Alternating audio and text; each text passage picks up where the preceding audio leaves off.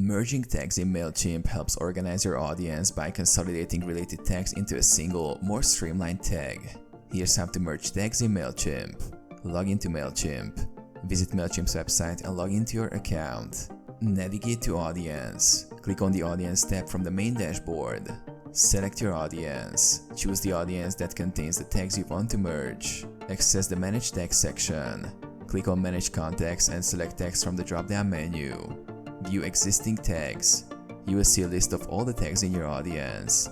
Identify the tags you wish to merge. Update subscriber tags. For each contact associated with the old tags, update their tags to the new or consolidated tag.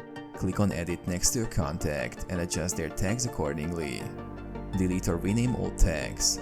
After updating all relevant contacts, you can delete or rename the old tags. Click on the tag you wish to delete or rename and use the options available. Review and confirm. Ensure all relevant subscribers have the new tag and that the old tags have been properly managed.